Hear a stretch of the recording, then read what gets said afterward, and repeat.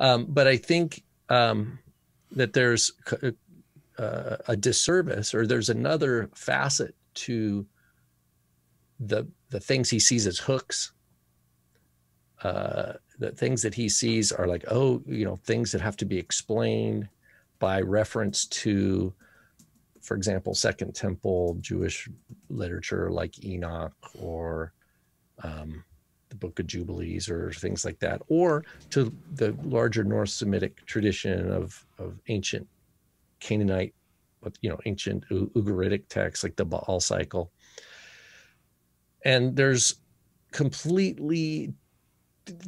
completely plausible alternative explanation, in my view, for these things that to me take the wind out of the sails.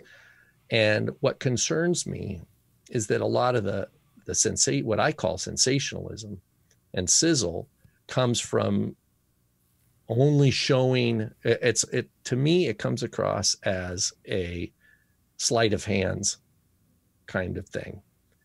Okay, you got to hash that one out for us. What I mean is that I'm just going to show you that if you stand here and you squint and you look, and the sun is in the sky just right, and you look in that direction, and I'll point it out to you, you're going to see something really amazing and special. And so it's all to set up somebody to see that thing. But what I would say is like, okay, well, open up both your eyes, walk around this whole space, and you can do it any time of the day, and you're going to see something completely different. And so that's my view, is that's, and now for something completely different. Is that Monty Python? I think, yeah. I think that's Monty Python. But yeah, and so one of them is this idea of Elohim. Like, what is Elohim? Who are B'nai Elohim? B'nai Elohim in Genesis 6. And this gets back into the Chuck Missler realm and realms. A place where I probably would talk about it if it does come into the conference, it would be Heiser's approach to Psalm 82 and Deuteronomy 32. Weights and measures. Deuteronomy 32, Heiser says that the Masoretic text is actually incorrect. It's not original. They have a modified Torah. They modified the Torah, that the Torah really reads like what the Septuagint has there, where it says,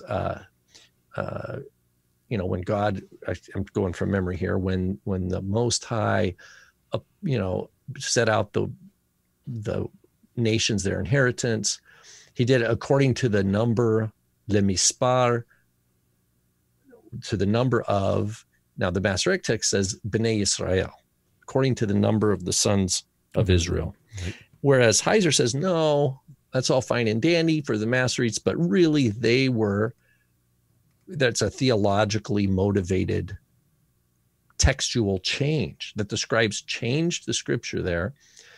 And Heiser's in good company. He's not the only one. So this isn't to beat up on Heiser. This is a whole academic SBLification of things here. Because look at the Septuagint. It says, according to the Angelon Teu, I think it says, according to the angels of God. And then there's a fragment of Dead Sea Scroll, a little piece of leather that says, that appears to have this verse from Deuteronomy. It says, B'nai Elohim, or B'nai Elohim. I don't remember if there's a definite article on there or not. And so the argument is, the first reading of Deuteronomy 32 is according to the sons of God. Right. Not sons of Israel. And that's a big deal.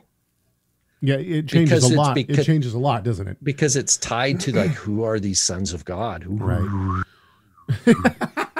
They are the unseen realms, beings without bodies. Oh man, do I have the Twilight Zone? That would be so good. Anyway, keep going. Here's the thing. If you read Unseen Realms, what you find out, Heiser has a certain kind of supersessionalism, but it's not what we normally think. What Heiser says, if I'm reading him correctly, he's saying that when God created the world, he created all these sons of God to rule over the nations. Each one was given a nation, And then, but Israel was for Yod He Vav He alone. So that there are, in fact, multiple Elohim that are real Elohim that are given authority over different nations of the world. And so ancient Israel were what we call not monotheists, but they practiced what we call monolatry. They believed in the existence of multitudes of Elohim, but they only worshiped one of them. And that one of them happens to be the one who created them all, and that's Yod He Vav He, who his portion is Israel.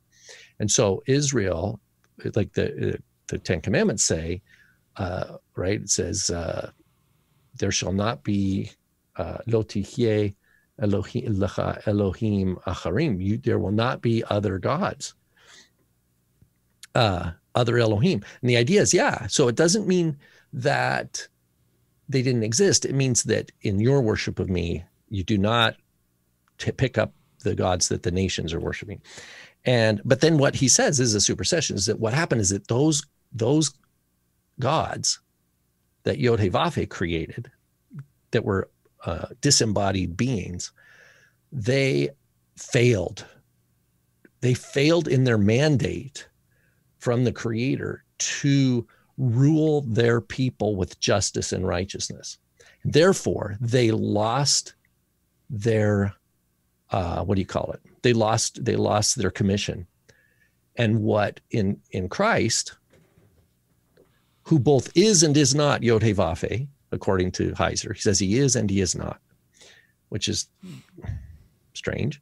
But what happened was he took those who would believe in Jesus and made them the new sons of God, and appoints them as rulers over the nations.